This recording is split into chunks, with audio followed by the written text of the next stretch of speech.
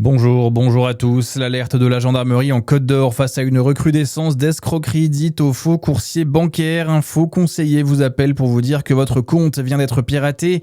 Il vous expliquera qu'il a besoin de récupérer votre carte bancaire en main propre avant de la vider. La gendarmerie rappelle qu'une carte bancaire ne doit jamais être remise à un tiers. En cas de doute, rapprochez-vous de votre banque. Et puis face au changement climatique, le département de Côte d'Or adapte la gestion de ses forêts. Dans le Châtillonnais, un massif de 158 hectares acquis en 2024 devient un espace naturel sensible. Avec l'ONF, de nouvelles essences plus résistantes à la chaleur et à la sécheresse sont testées, comme l'érable champêtre ou certains chênes. L'objectif, diversifier les arbres pour renforcer la résilience de la forêt. Comme le résume l'ONF auprès du bien public, il ne faut pas mettre tous ses œufs dans le même panier. Et puis un feu de broussailles hier à Saint-Germain-du-Plain. Cela s'est produit sur la route de Louhans vers 15h30. L'incendie a démarré dans une propriété privée avant de se propager sur le champ voisin. 1,5 hectare a été touché par les flammes et une vingtaine de sapeurs-pompiers a été déployés sur les lieux pour maîtriser le sinistre.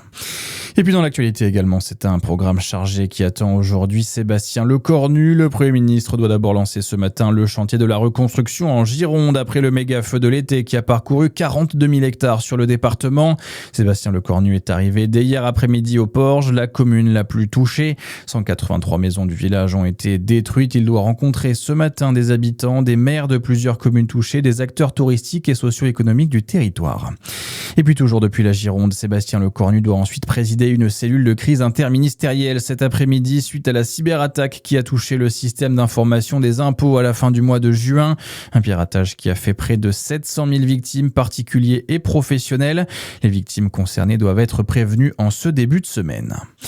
Un départ en grande pompe pour l'écrivain Antoine Volodine. Né à Chalon-sur-Saône, l'auteur tire sa révérence en publiant pas moins de 11 romans simultanément.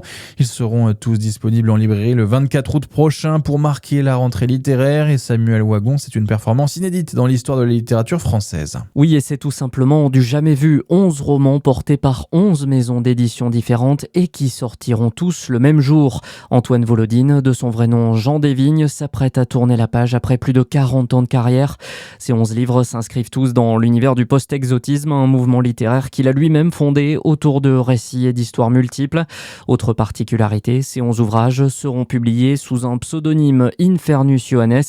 À 76 ans, l'écrivain chalonnais respectera ainsi la fin de carrière qu'il avait prédit depuis des décennies avec un 49e et ultime roman. Et Antoine Volodine qui avait notamment remporté le prix Médicis en 2014 pour son livre Terminus Radieux. Voilà pour l'essentiel de l'information au plus près de chez vous. À suivre votre météo sur Fréquence Plus.